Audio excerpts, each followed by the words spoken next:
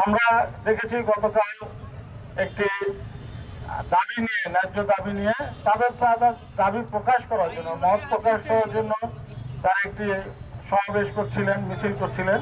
ঠিক সেই মুহূর্তে তাদের উপরে দুষ্কৃতিকারীরা, চিহ্নিত ব্যক্তিরা, যাদেরকে সমস্ত মিডিয়া এবং সোশ্যাল মিডিয়ায় চিহ্নিত করা যাচ্ছে, তারা হামলা করেছে। এবং এই হামলায় আমার গণযোগাযোগ ও সাংবাদিকতা বিভাগের 3 জন শিক্ষার্থী আহত হয়েছেন। তার মধ্যে একজন নারী শিক্ষার্থী শ্রেষ্ঠা, তার মাথায় 12টি সেলাই পড়েছে এবং সে আশঙ্কাজনক থেকে আল্লাহর ইচ্ছায় এখন একটু মুক্ত আছেন। কিন্তু আমরা বলতে চাই, বারবার এই স্বাধীন গণমাধ্যম, সাংবাদিক এবং এই সাংবাদিকতা বিভাগের উপরে আঘাত যে বারবার এসেছে, আমরা সাংবাদিকতা বিভাগের প্রাক্তন এবং বর্তমান শিক্ষার্থীরা ততই ঐক্যবদ্ধ হয়েছি।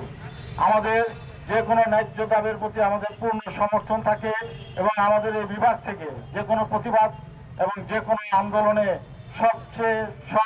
সব সময় সবার আগে উপস্থিত থাকে। আমি খুব কষ্ট লাগলো যে এখনো এই জুলাই বিপ্লবের পরে কেন আজকের মিছিলে হামলা হবে, কেন আমার নারী বোনকে নির্যাতিত হতে হবে, কেন তাকে আহত হয়ে হাসপাতালে ভর্তি থাকতে হবে। মত প্রকাশের স্বাধীনতা তাহলে কোথায়? আমরা চাই সবাই সবার মত প্রকাশ করবে এবং সেই মতের প্রতি সম্মান প্রদর্শন করবে, কিন্তু কাউকে আঘাত করে স্ট্যাম্পের আগে পতাকা লাগিয়ে সেইভাবে আঘাত করে কাউকে কোনো ইকে দমিয়ে রাখা, মতবাদকে দমিয়ে রাখা যাবে না। আমি সর্বশেষ সকলের নিকট আহ্বান জানাচ্ছি, বিশেষ করে বর্তমান সরকারের প্রতি, আইন শৃঙ্খলা রক্ষাকারী বাহিনীর প্রতি এবং আমাদের সাংবাদিক বন্ধুদের প্রতি, যারা গত কালকের এই হামলায়, ন্যাক্কারজনক হামলায় সরাসরি যুক্ত ছিল।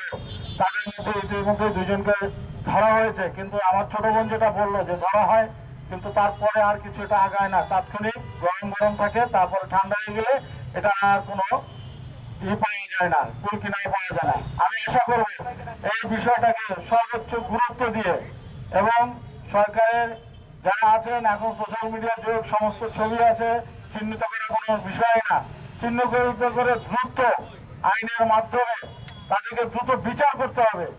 এই ধরনের কোনো ঘটনা জানি আর ভবিষ্যতে কেউ ঘটানোর সাহস না পায়। আমি ঢাকা বিশ্ববিদ্যালয়ের গণযোগাযোগ ও সাংবাদিকতা অ্যালামনাইয়ের পক্ষ থেকে এবং সকল প্রাক্তন শিক্ষার্থীদের পক্ষ থেকে এই ঘটনার তীব্র নিন্দা এবং প্রতিবাদ জানাচ্ছি। দৃষ্টান্তমূলক শাস্তি দাবি করছি এবং বিশ্ববিদ্যালয় প্রশাসনের কাছে অনুরোধ করব, এই যে শিক্ষার্থীরা আহত হয়েছেন তাদের চিকিৎসা বাবদ যে খরচ হবে, সেই খরচটি যেন বিশ্ববিদ্যালয়ের পক্ষ থেকে বহন করা হয়।